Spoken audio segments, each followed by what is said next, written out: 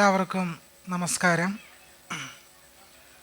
ഏറെ ആദരണീയനായ professor doctor Mohan Gopal sir,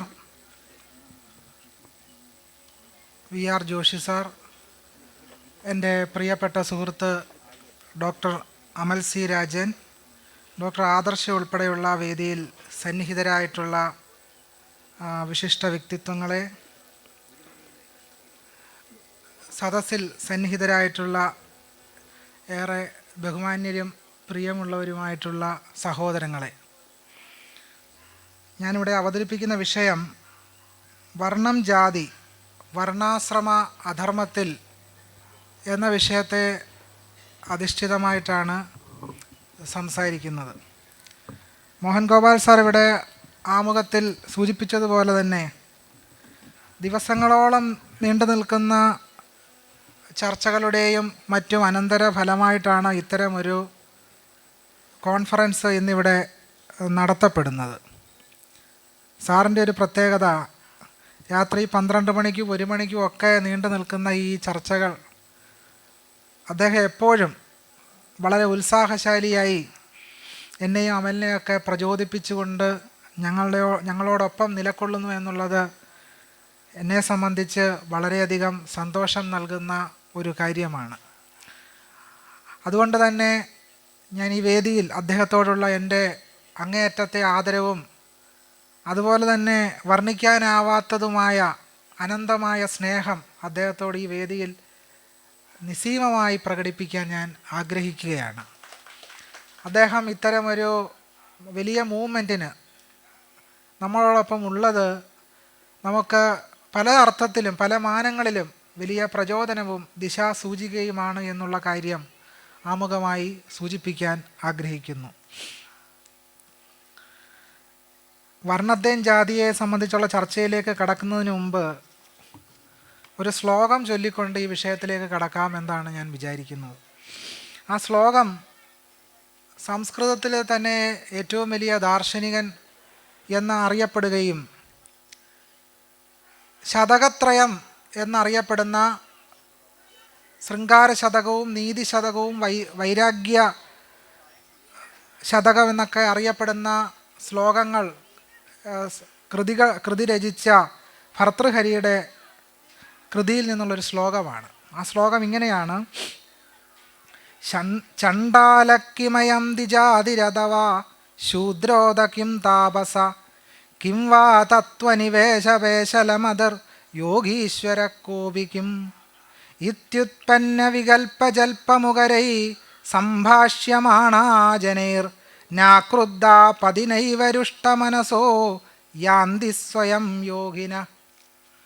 ചണ്ഡാലക്കിമയം ദിജാതിരഥവാ ശൂദ്രോദകിം താപസ Kim വാ തത്വനിവേശവേശലമദർ യോഗീശ്വര കോപിക്കും ഇത്യുത്പന്ന വികൽപ്പജൽപ്പമുഖരൈ സംഭാഷ്യമാണാ ജനൈർ നാക്രുദ്ധാ പതിനൈവരുഷ്ടമനസോ യാന്തി സ്വയം യോഗിന. അപ്പോൾ ഭർതൃഹരിയുടെ ആ കൃതിയിൽ പറയുന്നത്, അയം ചണ്ഡാല കിം ദിജാതി, ഇയാൾ ചണ്ഡാളനോ ബ്രാഹ്മണനോ, താപസ കിം ശൂദ്രഹ, ഈ താപസൻ ശൂദ്രനാണോ, തത്വനിവേശപേശലമതി കോപി യോഗീശ്വരക്കിം, തത്വം സ്വീകരിച്ച് ശ്രേഷ്ഠമാനസനായ ഏതെങ്കിലും യോഗീശ്വരനാണോ, ഇത് ഉത്പന്ന വികൽപ്പജൽപ്പമുഖരൈഹി, ഇങ്ങനെയുണ്ടായ സംശയങ്ങൾ ഉറക്കെ ജൽപ്പിക്കുന്ന ജനൈഹി സംഭാഷ്യമാണഃ, ജനങ്ങളാൽ സംഭാഷണം ചെയ്യപ്പെട്ട്, പതിസംകൃബ്ധാഭി, വഴിയിൽ ക്രോധം തോന്നുമെങ്കിലും, നൈവരുഷ്ടമനസഃ, മനസ്സിൽ രോഷം വരാതെ, യോഗിനഃ സ്വയം യാന്തി, യോഗികൾ സ്വയം നടക്കുന്നു. അപ്പോൾ ഭർതൃഹരിയുടെ ഈ ശതകത്രയത്തിൽ പറയുന്നത്, യോഗികളെ കണ്ടാലും അവരുടെ ജാതി ഏതെന്ന് ചിന്തിക്കുന്ന ഒരു സമൂഹത്തിൻ്റെ വളരെ വ്യക്തമായ ചിത്രമാണ് ഭർതൃഹരി ഇവിടെ ആവിഷ്കരിക്കുന്നത്. ഒരു യോഗിയെ കാണുമ്പോൾ പ്രാഥമികമായി അയാളൊരു യോഗിയാണ്, ഒരു മനുഷ്യനാണെന്ന് തിരിച്ചറിയുകയല്ല, മറിച്ച് ഒരു മനുഷ്യനെ കാണുമ്പോൾ ആദ്യം ചിന്തിക്കുന്നത് അയാൾ ചണ്ഡാളനാണോ, അയാൾ ബ്രാഹ്മണനാണോ എന്നുള്ളതാണ്, അയാളൊരു ശൂദ്രനാണോ എന്നുള്ളതാണ്. പക്ഷേ ഒരു പ്രശ്നം ഈ ശ്ലോകത്തിൽ അന്തർഭവിച്ചിരിക്കുന്നത്, ഇങ്ങനെയൊക്കെ ആളുകൾ പറയുന്നത് കേട്ടാലും ആ മനുഷ്യൻ എന്ത് ചെയ്യണം? പതിസംക്രുദ്ധ അവിനൈവരുഷ്ടമനസഹ, വഴിയിൽ ക്രോധം തോന്നുമെങ്കിലും മനസ്സിൽ രോഷം വരാതെ യോഗികൾ സ്വയം നടക്കുന്നു. ജനൈഹി സംഭാഷ്യമാണ, ജനങ്ങൾ ഇങ്ങനെയൊക്കെ സംഭാഷണം നടത്തുന്നുണ്ടെങ്കിലും യോഗികൾ എന്താണ് ചെയ്യേണ്ടത്? യോഗികൾ ഇതൊന്നും കേട്ടില്ലെന്ന് പറഞ്ഞ് നടക്കണം. ഈ ശ്ലോകത്തിൽ ഇന്ത്യ അനുഭവിക്കുന്ന ആന്തരികമായ എല്ലാ പ്രശ്നങ്ങളുടെയും സാമൂഹ്യ വ്യവസ്ഥിതി ഉൾച്ചേർന്നിരിക്കുന്നു. അതായത് ഈ ജനങ്ങൾ മാറണമെന്നല്ല, ഈ സാമൂഹ്യ വ്യവസ്ഥ മാറണമെന്നല്ല ഭർതൃഹരി പറയുന്നത്, മറിച്ച് ആര് മാറണമെന്നാണ്? യോഗി മാറണമെന്നാണ് പറയുന്നത്. ഇങ്ങനെ സംസാരിച്ചുകൊണ്ടിരിക്കുന്ന ആളുകളുടെ ജാതിയെപ്പറ്റി പറഞ്ഞുകൊണ്ടിരിക്കുന്ന ജനങ്ങളും സാമൂഹ്യ വ്യവസ്ഥിതിയും മാറാനല്ല ഭർതൃഹരി പറയുന്നത്, മറിച്ച് ഈ യോഗി മാത്രം മാറാൻ പറയുന്നു. ഇതാണ് വർണ്ണത്തെ സംബന്ധിച്ച് ഏറ്റവും വലിയ ഫിലോസഫറാണ് ഭർതൃഹരി എന്നാണ് പറയുന്നത്. പക്ഷെ അദ്ദേഹത്തിൻ്റെ വലിയ ദാർശനിക ആശയങ്ങൾ ഉള്ളടങ്ങിയിരിക്കുന്നു എന്ന് പറയുന്ന ഈ കൃതിക്കുള്ളിൽ യോഗി മാറണമെന്നേ പറയുന്നുള്ളൂ, മറിച്ച് ഈ സാമൂഹ്യ വ്യവസ്ഥയെ മാറ്റാനുള്ള ഒരാശയവും ഇതിൽ സംവഹിക്കുന്നില്ല എന്നുള്ളതാണ് നാം നേരിടുന്ന ഏറ്റവും വലിയ പ്രതിസന്ധിയായി ഇതിൽ തന്നെ ഉള്ളടങ്ങിയിരിക്കുന്നത്. അടിസ്ഥാനപരമായി ഈ വർണ്ണം എന്ന് പറയുന്നത് ഋഗ്വേദത്തിലെ പുരുഷ സൂക്തത്തിൽ നമുക്കെല്ലാവർക്കും അറിയാവുന്ന രീതിയിൽ ബ്രാഹ്മണോസ്യ മുഖമാസീത് ബാഹുരാജന്യകൃത ഊരു തദസ്യ വൈശ്യ പദ്ഭ്യാം ശൂദ്രോ അജായത എന്നുള്ളൊരു സൂക്തത്തിലാണ് എന്നുള്ള കാര്യം നമുക്കെല്ലാവർക്കും അറിയാം. ഇതേ മന്ത്രം യജുർവേദത്തിലെ 35-ാം അധ്യായത്തിലും നമുക്ക് 11-ാം മന്ത്രത്തിൽ ഇത് കാണാം. അപ്പം വേദങ്ങളിൽ നിന്ന് തന്നെയാണ് ഈ വർണ്ണവ്യവസ്ഥ ഉടലെടുത്തിരിക്കുന്നത്. ഇതിൻ്റെ സൃഷ്ടികർത്താക്കൾ വൈദിക ഋഷിമാരാണ്. സത്യത്തിൽ ഋഷിമാരെ പറ്റി പൊതുവെ പറയുന്നത് ഋഷയഃ മന്ത്രദ്രഷ്ടാരഃ, ഋഷികൾ മന്ത്രം ദർശിച്ചവരാണ് എന്നാണ് പറയുന്നത്. ഏത് മന്ത്രം ദർശിച്ചു? ഈ ജാതി വ്യവസ്ഥയെ ഊട്ടിയുറപ്പിക്കുന്ന മന്ത്രം ദർശിച്ചു. അതുകൊണ്ട് നാരായണ ഗുരുവിനെ മഹർഷിയായിട്ട് അടയാളപ്പെടുത്താൻ പാടില്ല. നാരായണ ഗുരു ആ അർത്ഥത്തിൽ മഹർഷി അല്ല. കാരണം മഹർഷി എന്നുള്ള അർത്ഥത്തിൽ ഇവിടെ പ്രയോഗിക്കുന്നത് മന്ത്രദ്രഷ്ടാക്കൾ എന്നറിയപ്പെടുന്ന ഈ ആർഷ ഋഷികളാണ് ഈ ജാതി വർണ്ണ വ്യവസ്ഥയുടെ സംസ്ഥാപകർ. അതുകൊണ്ട് ഗുരുവിനെ ആ നിലയ്ക്ക് മഹർഷിയായി സ്ഥാനപ്പെടുത്താനേ പാടില്ല. അത് ഈ വർണ്ണജാതി വ്യവസ്ഥയെ സാധൂകരിക്കുന്ന നിലപാട് തറയായിട്ട് മാറാനുള്ള എല്ലാ സാധ്യതകളുമുണ്ട് എന്നുള്ളതാണ് ഏറ്റവും പ്രധാനപ്പെട്ട പ്രശ്നം. ഞാൻ സൂചിപ്പിച്ചതുപോലെ തന്നെ യജുർവേദത്തിലും ഇതേ മന്ത്രം കാണാം.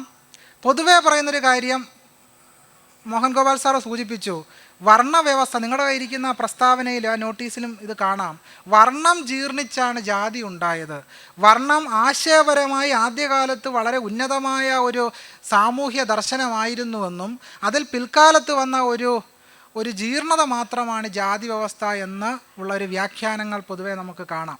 പക്ഷേ അങ്ങനെയല്ല എന്ന് ശങ്കരാചാര്യർ തന്നെ ബൃഹദാരണ്യകോപനിഷത്തിൻ്റെ ഭാഷ്യത്തിൽ വ്യക്തമാക്കുന്നുണ്ട്. അദ്ദേഹം ബ്രഹ്മം എന്ന് പറയുന്ന സങ്കല്പത്തെ വിശദീകരിക്കുമ്പോൾ ശങ്കരാചാര്യർ പറയുന്നത് ബ്രാഹ്മണജാത്യഭിമാനാത് ബ്രഹ്മേത്യഭിധീയതേ എന്നുള്ളതാണ്. ബ്രാഹ്മണജാത്യഭിമാനാത് ബ്രഹ്മേത്യഭിധീയതേ, ബ്രാഹ്മണൻ എന്ന് പറയുന്ന സംവർഗത്തിൻ്റെ ജാത്യഭിമാന നിമിത്തം ബ്രഹ്മം എന്നറിയപ്പെടുന്നു. അപ്പം വർണ്ണമെന്നും ജാതിയെന്നും ഒരുപോലെ ഒരേ അർത്ഥത്തിൽ തന്നെ ശങ്കരാചാര്യർ പ്രയോഗിച്ചിട്ടുണ്ട്. അപ്പോൾ വർണ്ണം ജീർണിച്ചുണ്ടായ ഒന്നല്ല ജാതി, വർണ്ണത്തിൻ്റെ ഒരു പര്യായം തന്നെയാണ് ജാതി എന്നുള്ളത്. അപ്പോൾ വർണ്ണവും ജാതിയും ഒന്ന് തന്നെയാണ്. അതിൻ്റെ ഒരു സൈദ്ധാന്തിക സ്വരൂപം മാത്രമാണ്, അത്തരം ഒരു പരികൽപ്പന മാത്രമാണ് വർണ്ണമെന്ന് ശങ്കരാചാര്യരുടെ ബ്രഹ്മസങ്കല്പത്തിൻ്റെ നിർവചനത്തിലൂടെ തന്നെ നമുക്ക് മനസ്സിലാക്കാം. ഇത് എങ്ങനെയാണ് ഒരു വിശ്വാസ വ്യവസ്ഥയായിട്ട് നിലനിൽക്കുന്നത്? ഇത് കേവലമായൊരു സാമൂഹിക വ്യവസ്ഥയായിട്ടല്ല നിലനിൽക്കുന്നത്. ഇത് ഇന്ത്യയിലെ മുഴുവൻ ജനങ്ങളും ഈ വിശ്വാസത്തിൽ ഉറച്ചു നിൽക്കുന്നത് കൊണ്ടാണ് ഇതൊരു സാമൂഹ്യ വ്യവസ്ഥയായി തുടരുന്നത്. ആ സാമൂഹ്യ വ്യവസ്ഥയുടെ അടിസ്ഥാനം എന്ന് പറയുന്നത് ചാതുർവർണ്ണ്യവും കർമ്മസിദ്ധാന്തവുമാണ് ഇതിൻ്റെ അടിത്തറ എന്ന് പറയുന്നത്. ഈ ചാതുർവർണ്ണ്യത്തെയും കർമ്മസിദ്ധാന്തത്തെയും പറ്റി പറയുന്ന ചില പ്രധാനപ്പെട്ട വാദങ്ങളുണ്ട്. കർമ്മമനുസരിച്ച് വർണ്ണം മാറാവുന്നതാണ്. ഓരോരുത്തർക്കും ശൂദ്രൻ ആരായി മാറാം? ബ്രാഹ്മണനായി മാറാം. ഒരു ബ്രാഹ്മണന് അയാളുടെ കർമ്മം കൊണ്ട് ചിലപ്പോൾ ശൂദ്രനായും പരിണമിച്ചേക്കാം. ഇതാണ് അത്തരം ഒരു വാദം മുന്നോട്ട് വെക്കുന്ന ആളുകളുടെ ഒരു സിദ്ധാന്തം. എന്നാൽ കർമ്മ പുനർജന്മ സിദ്ധാന്തം ഈ വാദത്തെ നിരസിക്കുന്നു. കർമ്മ പുനർജന്മ സിദ്ധാന്തം പറയുന്നത് എന്താണ്? നിങ്ങളുടെ പൂർവജന്മകൃതമായ കർമ്മഫലത്തിൻ്റെ അടിസ്ഥാനത്തിലാണ് ഈ ജന്മത്തിൽ നിങ്ങൾ ബ്രാഹ്മണനാകണോ, ക്ഷത്രിയനാകണോ, വൈശ്യനാകണോ, ശൂദ്രനാകണോ എന്ന് തീരുമാനിക്കുന്നത് നിങ്ങളുടെ തന്നെ കർമ്മ പുനർജന്മ സിദ്ധാന്തമാണ്, കർമ്മ പുനർജന്മ ഫലമാണ്. അങ്ങനെ വരുമ്പോൾ ഈ ജന്മത്തിൽ നിങ്ങൾക്ക് നിങ്ങളുടെ കർമ്മമനുസരിച്ച് ബ്രാഹ്മണനാകാൻ കഴിയും എന്ന സിദ്ധാന്തം തെറ്റാണ് എന്ന് തെളിയുന്നു. എന്തെന്നാൽ കർമ്മ പുനർജന്മ സിദ്ധാന്തം അനുസരിച്ച് മുജ്ജന്മ കർമ്മഫലം അനുസരിച്ചാണ് ഓരോരുത്തരും ഓരോ വർണ്ണത്തിലും വന്ന് പിറക്കുന്നത്. അതുകൊണ്ടാണ് ജ്ഞാനപ്പാനയിൽ പൂന്താനം പറയും, ചണ്ഡകർമ്മങ്ങൾ ചെയ്തവൻ ചാകുമ്പോൾ ചണ്ഡാല കുലത്തിങ്കൽ പിറക്കുന്നു. വലിയ പാപകർമ്മങ്ങൾ ചെയ്യുന്ന ഒരാളാണ് ആരായിട്ട് മാറുന്നത്? ചണ്ഡാളനായിട്ട് പിറക്കുന്നത് എന്ന് പൂന്താനം പറയുന്നു. അപ്പോൾ ജന്മ കർമ്മം അനുസരിച്ചാണ് ജന്മം, വർണ്ണം എന്നിവ തീരുമാനിക്കപ്പെടുന്നത്. രണ്ടാമത്തെ വാദം, ഈ ഗീതയിലെ തന്നെ ഗുണകർമ്മ വിഭാഗശ എന്ന സങ്കല്പം ഉപയോഗിച്ചുകൊണ്ട് ഗുണകർമ്മങ്ങൾക്കനുസൃതമായിട്ടാണ് ഈ ജന്മം തീരുമാനിക്കപ്പെടുന്നത്. അതായത് വളരെ സൂക്ഷ്മമായിട്ട് നോക്കിയാൽ നമുക്ക് മനസ്സിലാകും, ഗുണകർമ്മം എന്നത് ജന്മം തന്നെയാണ്, അല്ലെങ്കിൽ പൂർവജന്മ കർമ്മഫലം തന്നെയാണ് ഗുണകർമ്മം എന്നതുകൊണ്ട് ഉദ്ദേശിക്കുന്നത്. അല്ലാതെ ഈ ജന്മത്തിലെ ഏതെങ്കിലും കർമ്മത്തിൻ്റെ അടിസ്ഥാനത്തിൽ ആരായിട്ട് മാറാൻ സാധിക്കില്ല? ബ്രാഹ്മണനായോ വൈശ്യനായോ ശൂദ്രനായോ മാറാൻ കഴിയില്ല എന്നുള്ളത് ഇതിൽ നിന്ന് തന്നെ വ്യക്തമാണ്. കർമ്മം കൊണ്ട് വർണ്ണം മാറാവുന്നതാണെങ്കിൽ തപസ് ചെയ്ത ശൂദ്രനായ ശംഭൂകൻ ബ്രാഹ്മണനാവേണ്ടതായിരുന്നു. ആയില്ല എന്ന് മാത്രമല്ല, ബ്രാഹ്മണ കർമ്മമായ തപസ് ചെയ്തതിന് രാമൻ ശംഭൂകൻ്റെ തല വാളുകൊണ്ട് വെട്ടിപ്പിളർക്കുകയും ചെയ്തു എന്ന് വാൽമീകി രാമായണം വായിക്കുമ്പോൾ നമുക്ക് ബോധ്യപ്പെടും. ദ്രോണർക്ക് സ്വന്തം പെരുവിരൽ സമർപ്പിച്ച ഏകലവ്യൻ തൻ്റെ കർമ്മം കൊണ്ട് ബ്രാഹ്മണനായില്ല. വില്ലേന്തിയിട്ടും ദ്രോണർ ബ്രാഹ്മണനായി തുടർന്നു. ക്ഷത്രിയനായിട്ടല്ല ദ്രോണർ അറിയപ്പെട്ടത്. ക്ഷത്രിയ വൃത്തി ചെയ്ത പരശുരാമനും ബ്രാഹ്മണനായി തുടർന്നു, ക്ഷത്രിയനായല്ല അറിയപ്പെട്ടത്. ബ്രാഹ്മണനാവാൻ തുനിഞ്ഞ വിശ്വാമിത്രൻ രാജർഷിയായി തുടർന്നു. ഇതെല്ലാം തെളിയിക്കുന്നത് വർണ്ണം ജന്മം കൊണ്ടുള്ളത് തന്നെയാണെന്നാണ്. അപ്പോൾ കർമ്മബ്രാഹ്മണ്യവാദം ശുദ്ധ അസംബന്ധമാണ് എന്നും അത്തരമൊരു വാദം ചരിത്രപരമായി നിലനിൽക്കുന്നില്ല എന്ന് ഗ്രന്ഥങ്ങൾ തന്നെ തെളിയിക്കുന്നു. ഒരു ഉദാഹരണം മാത്രം. മനുസ്മൃതി 1073 പറയും, ബ്രാഹ്മണൻ്റെ തൊഴിൽ ചെയ്താൽ ശൂദ്രൻ ബ്രാഹ്മണനായി ഭവിക്കുകയില്ല. ശൂദ്രകൃത്യത്തെ ചെയ്താലും ബ്രാഹ്മണൻ ശൂദ്രനായി ഭവിക്കുകയില്ല എന്നും മനുസ്മൃതി വളരെ വ്യക്തമായിട്ട് ഈ ആശയം പങ്കുവെക്കുന്നുണ്ട്. സ്വഭാവം, ഗുണം എന്നിവയ്ക്കനുരൂപമായി പ്രചലിതമായ ചാതുർവർണ്ണ്യാദി വ്യവസ്ഥകൾ അനുസരിച്ച് ഏത് കർമ്മമാണോ ജീവിതം മുഴുവൻ ചെയ്തു പോരുന്നത്, സ്വാഭാവികമായും ആ കർമ്മം ജ്ഞാനപ്രാപ്തിക്ക് ശേഷവും ജ്ഞാനി ലോകസംഗ്രഹാർത്ഥം ചെയ്യണം. അതിലെ അയാൾക്ക് നൈപുണ്യം നേടുവാൻ കഴിയൂ. അയാൾ മറ്റെന്തെങ്കിലും ചെയ്യാൻ ആരംഭിച്ചാൽ സമൂഹത്തിന് ഹാനിയുണ്ടാകും എന്ന് ബാലഗംഗാധര തിലകൻ ഗീത 3:35, 18:47 വ്യാഖ്യാനിച്ചുകൊണ്ട് സ്ഥാപിക്കുന്നു. അതായത് ഒരാൾ ചിലപ്പം കർമ്മം കൊണ്ട് ചിലപ്പം ബ്രാഹ്മണൻ എന്ന് വിശേഷിപ്പിക്കുന്ന ചില ഗുണങ്ങൾ ചിലപ്പോൾ അയാൾക്കുണ്ടായേക്കാം. പക്ഷേ എങ്കിലും അയാൾ തോട്ടിയാണെങ്കിൽ ജീവിതകാലം മുഴുവൻ തോട്ടിപ്പണി ചെയ്യണം എന്നാണ് തിലകൻ എവിടെ പറയുന്നത്? ഗീതാരഹസ്യത്തിൽ പറയുന്നത്. തിലകൻ മറ്റു ചില കാര്യങ്ങളും കൂടെ പറയുന്നു. ഗുണകർമ്മങ്ങൾ ജന്മനിഷ്ഠമാണെന്നും മാറാൻ സാധ്യമല്ലെന്നും വ്യക്തമാക്കുന്നു. അതായത് ഒരു ശൂദ്രന് ബ്രാഹ്മണ ഗുണങ്ങൾ ആർജിച്ചാലും ബ്രാഹ്മണനാവാൻ കഴിയില്ലെന്ന് സാരം. ഗുണവിഭാഗമെന്ന ചാതുർവർണ്ണ്യ വ്യവസ്ഥയ്ക്കൊത്ത് എല്ലാവർക്കും ചെറുതും വലുതുമായ അധികാരം ജന്മസിദ്ധമാണ്. ലോകസംഗ്രഹത്തിന് നിസ്വാർത്ഥ ബുദ്ധിയോടെ എല്ലാവരും വിശേഷത കൂടാതെ ചെയ്തു കൊള്ളണം. എന്തെന്നാൽ ഈ ചക്രം ജഗതുദ്ധാരണത്തിന് ഭഗവാൻ നിർമ്മിച്ചതാണ്. തോട്ടി ജീവിതകാലം മുഴുവൻ തോട്ടിപ്പണി ചെയ്യാൻ ആരാണ് പറഞ്ഞത്? ഭഗവാൻ പറഞ്ഞതാണെന്ന് തിലകൻ ഗീതാരഹസ്യത്തിൽ പറഞ്ഞിരിക്കുന്നു. ദേശീയ സ്വാതന്ത്ര്യത്തിൻ്റെ സമരകാലഘട്ടത്തിൽ ഈ ഗീതാരഹസ്യം വളരെ ശക്തമായി പ്രവർത്തിക്കുകയും ദേശീയ സ്വാതന്ത്ര്യ സമരത്തിൻ്റെ ചരിത്രഘട്ടത്തിൽ ഇതൊരു ഒരു വളരെ നിർണായകമായ സ്ഥാനം വഹിക്കുകയും ചെയ്തു എന്നുള്ള കാര്യം ഓർക്കുമ്പോഴാണ് ഇതിൻ്റെ പ്രാധാന്യം നമുക്ക് മനസ്സിലാകുന്നത്. അത് ആനുഷംഗികമായി പരാമർശിച്ചു എന്ന് മാത്രം. കർമ്മസിദ്ധാന്തത്തിലേക്ക് വന്നാൽ ഇവ എല്ലാ പൂജാതി കർമ്മങ്ങളും വ്രതോപവാസങ്ങളും തീർത്ഥാടനവും അതുപോലെ തന്നെ പരേതാത്മാക്കൾക്ക് ചെയ്യുന്ന കർമ്മങ്ങളും എല്ലാം തന്നെ സമ്പൂർണമായ അർത്ഥത്തിൽ ഈ കർമ്മ പുനർജന്മ സിദ്ധാന്തത്തിൻ്റെ അടിസ്ഥാനത്തിലാണ് നിലനിൽക്കുന്നത്.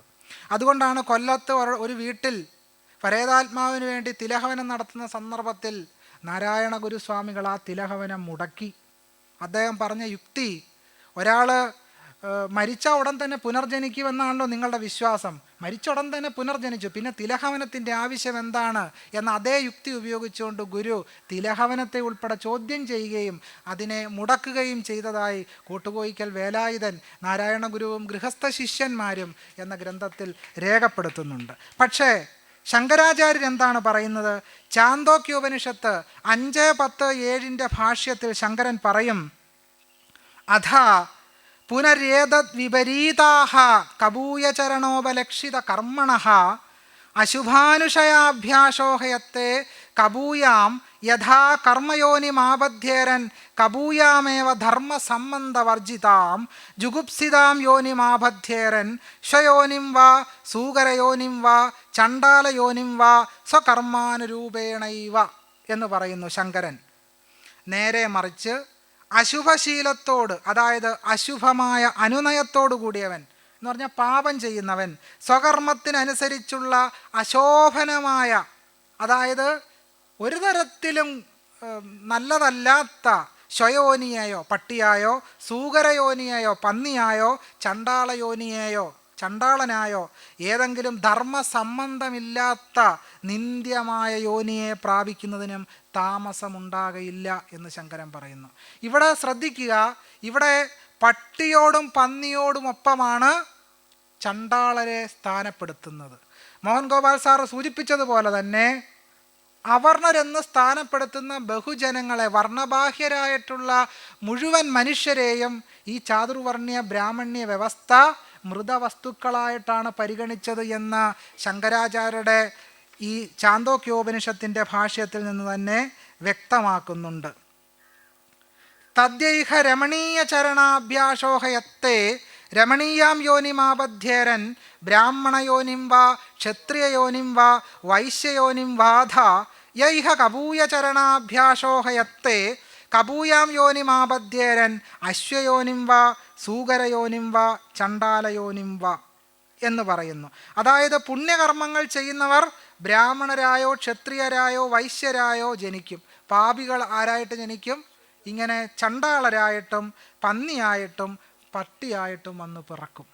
എന്ന് പറഞ്ഞാൽ ഇന്ത്യയിൽ നിലനിൽക്കുന്ന സാമൂഹ്യ വ്യവസ്ഥയെ ന്യായീകരിക്കുന്ന ഒന്നായി ശങ്കരാചാര്യരുടെ അദ്വൈത ദർശനം നിലനിൽക്കുന്നു. അപ്പം അടിസ്ഥാനപരമായി ശങ്കരാചാര്യരുടെ അദ്വൈത സിദ്ധാന്തം ഈ ചാതുർവർണ്ണ്യ ജാതി വ്യവസ്ഥയെ ന്യായീകരിക്കുന്നതും സാധൂകരിക്കുന്നതുമായിട്ടുള്ള ഒന്നായിട്ടാണ് നിൽക്കുന്നത്. ഇത് കർമ്മസിദ്ധാന്തത്തിലൂടെയാണ് ഇത് നിലനിൽക്കുന്നത്. അപ്പോൾ ആ അർത്ഥത്തിൽ നോക്കിയാൽ ഇന്ത്യയിലെ വർണ്ണബാഹ്യരായിട്ടുള്ള സ്വതന്ത്ര സമുദായങ്ങൾ അല്ലെങ്കിൽ ആദിവാസികൾ, ദളിതർ, പിന്നോക്ക ജാതി വിഭാഗങ്ങളെല്ലാം അങ്ങനെയായി തീർന്നതിന് കാരണം അവരുടെ തന്നെ പൂർവജന്മകൃത കർമ്മഫലമാണെന്നും അവർ പാപികളാണ് എന്നും ഒരു മുൻകൂരായ അവതരണം ശങ്കരാചാര്യർ അദ്വൈത സിദ്ധാന്ത ഭാഷ്യത്തിലൂടെ അവതരിപ്പിക്കുന്നു.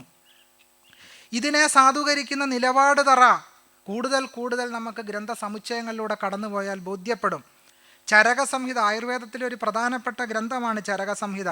ചരകസംഹിത ചികിത്സ ചെയ്യുന്ന ഒരു ഗ്രന്ഥമാണ്, ചികിത്സ നിർദ്ദേശിക്കുന്ന ഗ്രന്ഥമാണ്.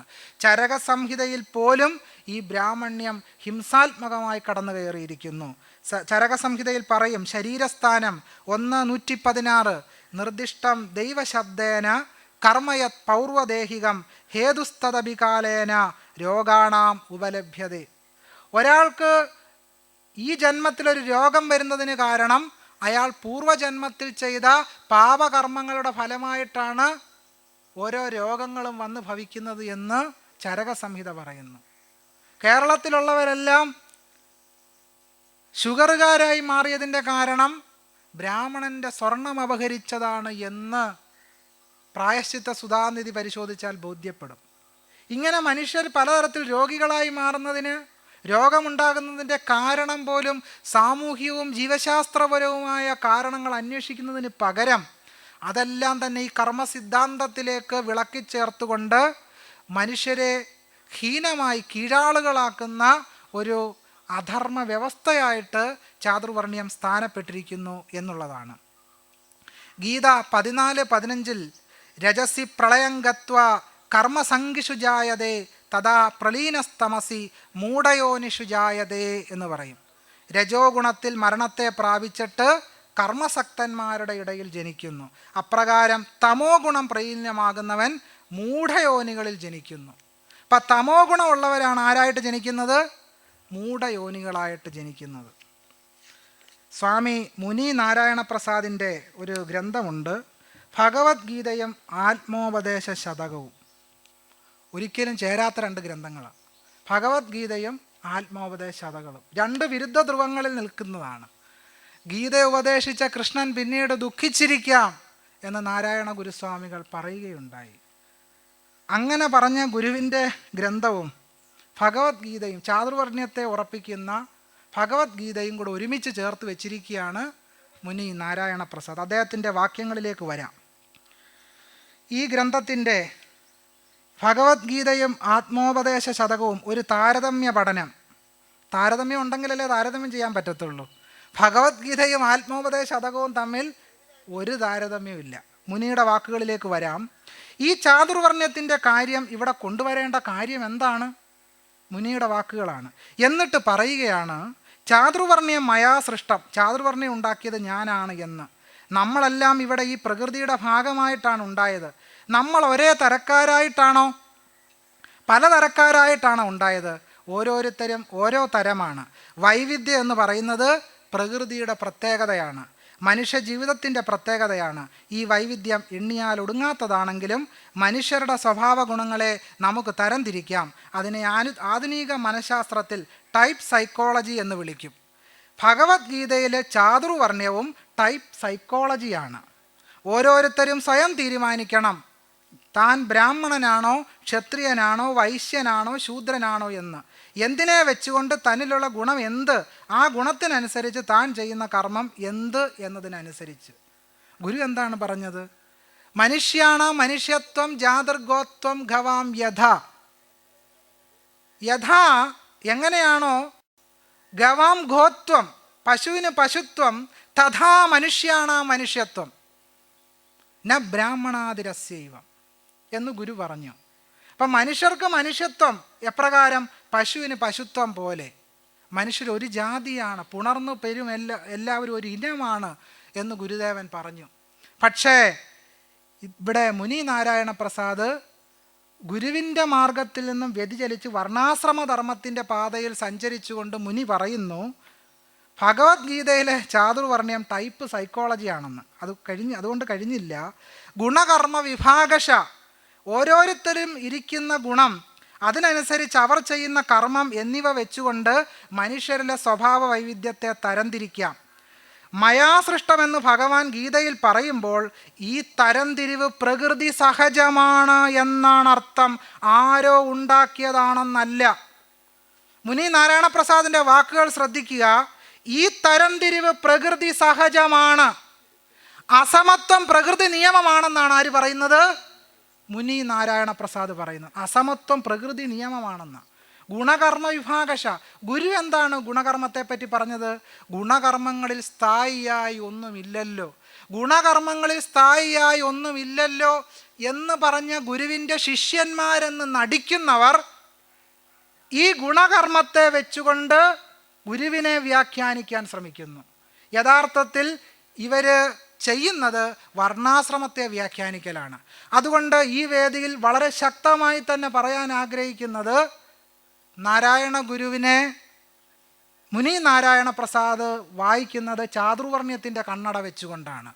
ചാതുർവർണ്ണ്യത്തിൻ്റെ കണ്ണട അദ്ദേഹം ഊരി വെക്കാതെ നാരായണ ഗുരുവിനെ മനസ്സിലാക്കാൻ അദ്ദേഹത്തിന് കഴിയില്ല എന്നുള്ളത് പറയാൻ ആഗ്രഹിക്കുകയാണ്. ഇത്തരമൊരു വിമർശനം ഞാൻ ഗുരുധർമ്മ പ്രചാരണ സഭയുടെ കുമരകത്ത് നടന്ന പരിപാടിയിൽ അവതരിപ്പിച്ചപ്പോൾ അവിടുത്തെ സംഘാടകരിൽ ഒരാൾ എന്നോട് പറഞ്ഞത്, മുനി നാരായണ പ്രസാദിനോട് എന്തെങ്കിലും വിമർശനം ഉണ്ടെങ്കിൽ അത് നിങ്ങൾ നാരായണ ഗുരുകുലത്തിൽ പോയി പറയണം. എനിക്ക് പ്രൊഫസർ അലക്സിസ് സാൻഡേഴ്സിനോട് വിമർശനമുണ്ട്. ഞാൻ അതിന് ഓക്സ്ഫോർഡ് യൂണിവേഴ്സിറ്റി ഫ്ലൈറ്റ് പിടിച്ച് പോകാൻ പറ്റുമോ? കാഞ്ച ഇളയോടുള്ള വിമർശനത്തിന് എനിക്ക് മഹാരാഷ്ട്ര വരെ പോകാൻ പറ്റുമോ? സാമൂഹ്യ വിമർശനത്തെ പോലും മനസ്സിലാക്കുന്നത് ഈ നിലയ്ക്കാണ് എന്നുള്ളത് വളരെ ഖേദകരമായ കാര്യമാണ്.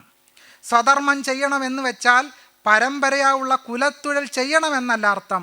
സ്വന്തം സ്വഭാവം കണ്ടെത്തി അതിനനുസരിച്ചുള്ള തൊഴിൽ ചെയ്തുകൊണ്ട് ജീവിക്കുമ്പോൾ നമ്മൾ സ്വധർമ്മം ചെയ്യുന്നു. എത്ര വിചിത്രമായ വ്യാഖ്യാനം ആലോചിച്ച് നോക്കൂ. സ്വഭാവം വെച്ചിട്ട് തൊഴിൽ ചെയ്യുക. വളരെ സങ്കീർണമായൊരു ലോക ജീവിതമാണ് നമ്മൾ ജീവിച്ചുകൊണ്ടിരിക്കുന്നത്.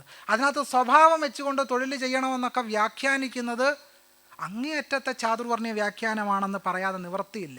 അതുകൊണ്ട് ഇവരൊക്കെ ചാതുർവർണ്ണ്യത്തിൻ്റെ ശിഷ്യന്മാരാണ്, നാരായണ ഗുരുവിൻ്റെ ശിഷ്യരല്ല. ചാതുർവർണ്ണ്യത്തിൻ്റെ ശിഷ്യന്മാരാണിവർ. നമുക്കറിയാവുന്ന ചാതുർവർണ്ണ്യത്തിൽ ബ്രാഹ്മണൻ കൂടിയത്, ക്ഷത്രിയൻ അതിനേക്കാൾ കുറഞ്ഞത്, വൈശ്യൻ അതിനേക്കാൾ കുറഞ്ഞത്, ശൂദ്രൻ പിന്നെയും കുറഞ്ഞത് എന്നൊക്കെയാണ്.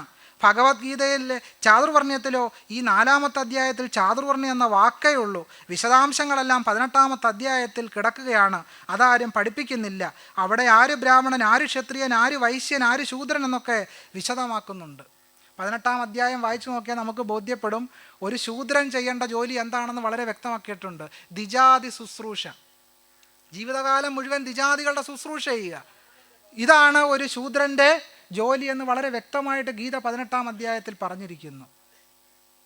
അപ്പം നമുക്കിങ്ങനെ ഒരാളിങ്ങനെ തോട്ടി പണി ചെയ്യുന്ന ഒരാൾ ജീവിതകാലം മുഴുവൻ തോട്ടിപ്പണി ചെയ്യുന്നതിൻ്റെ കാരണം അത് അയാളുടെ സ്വഭാവമാണെന്നാണ് മുനിയുടെ വ്യാഖ്യാനത്തിലൂടെ പോയാൽ നമുക്ക് ബോധ്യപ്പെടുന്നത്. അപ്പോൾ മുനി മാത്രമല്ല, എനിക്ക് പറയാൻ സമയമില്ലാത്തത് കൊണ്ടാണ്, നിത്യചൈതന്യയതിയും ഇതേ വഴിയിലാണ്. നാരായണ ഗുരുവിനെ വ്യാഖ്യാനിക്കുന്നു എന്ന വ്യാജമായ പറച്ചിലിൽ മുനി നാരായണ പ്രസാദും നിത്യചൈതന്യയതിയും ചെയ്യുന്നത് ചാതുർവർണ്ണ്യത്തിൻ്റെ വ്യാഖ്യാനമാണ്. ചാതുർവർണ്ണ്യത്തെ നിലയിട്ടുറപ്പിക്കാനുള്ള വ്യാഖ്യാന ഫാക്ടറിയുടെ വക്താക്കളായിട്ട് അവർ മാറിയിരിക്കുന്നു എന്നുള്ളതാണ്. കർമ്മസിദ്ധാന്തം നമ്മളിങ്ങനെ നോക്കിയാൽ, മഹാഭാരതത്തിലേക്ക് നോക്കിയാൽ, കർമ്മണ പുരുഷഃ കർത്ത ശുഭസ്യ അശുഭസ്യ ച സ്വഫലം തതുപാശ്നാദി കഥം കർത്താ സ്വിദീശ്വരാഹ. മഹാഭാരതം 3:181-5. ഒരാളുടെ ജീവിതത്തിൽ ശുഭമായിട്ടും അശുഭമായിട്ടുമുള്ള എല്ലാ കാര്യങ്ങളും സംഭവിക്കുന്നത് അയാളുടെ പൂർവജന്മകൃത കർമ്മഫലമാണെന്ന് മഹാഭാരതം പറയുന്നു. ഒരുവൻ അനുഭവിക്കുന്ന ദുഃഖത്തിന് കാരണം അവൻ്റെ തന്നെ പാപകർമ്മങ്ങളാണെന്ന് മഹാഭാരതം പറഞ്ഞു വെക്കുന്നു. ആത്മനോ ദുശ്ചരിതാത് അശുഭം പ്രാപ്നുയാന്നരഹ ഏനസാനസാ ദൈവം വാ കാലം വാ ഗന്തുമർഹതി. ഇങ്ങനെ നോക്കുകയാണെങ്കിൽ ഇന്ത്യയിൽ ദലിത പിന്നോക്ക ജാതി വിഭാഗങ്ങൾക്ക് പ്രാതിനിധ്യത്തിൽ കുറവുണ്ടാകുന്നത് അവർ ചെയ്ത മുജ്ജന്മ കർമ്മഫലമാണെന്ന് മഹാഭാരതം അനുസരിച്ച് പറയേണ്ടി വരും. കർഷകൻ വിതയ്ക്കുന്നത് കൊയ്യുന്നത് പോലെ ഒരുവൻ പുണ്യകർമ്മങ്ങളും പാപകർമ്മങ്ങളും അനുഭവിക്കുന്നു എന്ന് മഹാഭാരതം പറയും. യദൃശം വവദേ ബീജം ക്ഷേത്രമാസാദ്യ കർഷക സുഹൃദേ ദുഷ്കൃദേവാവി താദൃശം ലഭതേ ഫലം. എങ്ങനെയാണ് ഈ കർമ്മം നമ്മളെ പിന്തുടരുന്നത്? ആയിരക്കണക്കായ ധേനുക്കൾക്കിടയിലും പശുക്കുട്ടി അതിൻ്റെ മാതാവിനെ തിരിച്ചറിയുന്നത് പോലെ കർമ്മം കർത്താവിനെ അനുഗമിക്കുന്നു. യഥാ ധേനുസഹസ്രേഷു വത്സോ വിന്ദതി മാതരം ഏവം പൂർവകൃതം കർമ്മ കർത്താരും അനുഗച്ഛതി. റോഡിൽ ആക്സിഡൻറ്റ് സംഭവിക്കുന്നതിന് കാരണം എന്താണ്? പൂർവജന്മകൃത കർമ്മമാണ്. അല്ലാതെ വണ്ടി ഓടിക്കുന്നവരുടെ ശ്രദ്ധക്കുറവോ റോഡിൻ്റെ പ്രശ്നമൊന്നുമല്ല. ഇങ്ങനെ എല്ലാ സാമൂഹ്യ അസമത്വങ്ങളെയും എല്ലാ സാമൂഹ്യ പ്രശ്നങ്ങളെയും പൂർവജന്മ കർമ്മ സിദ്ധാന്തമായിട്ട് വ്യാഖ്യാനിക്കുന്നു. മനുഷ്യൻ ഒരു ജാതി എന്ന് പറഞ്ഞതോടുകൂടി തിലഹവനം മുടക്കിയതിലൂടെ ഒക്കെ തന്നെ നാരായണ ഗുരു സ്വാമികൾ ചെയ്തത് ഈ ചാതുർവർണ്ണ്യത്തിൻ്റെ കർമ്മ പുനർജന്മ സിദ്ധാന്തത്തെ തെള്ളിക്കളയുകയാണ് ചെയ്തത്. ഈശോപനിഷത്തിൻ്റെ ശാങ്കര ഭാഷ്യം നോക്കിയാലും ഇത് തന്നെ നമുക്ക് കാണാം.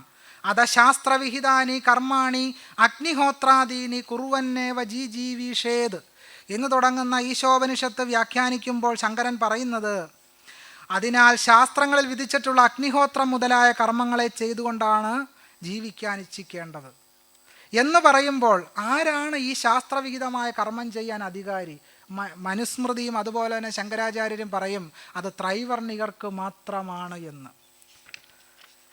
വളരെ പ്രസിദ്ധമായ മറ്റൊരു ഗ്രന്ഥമുണ്ട്, വിവേക ചൂടാമണി.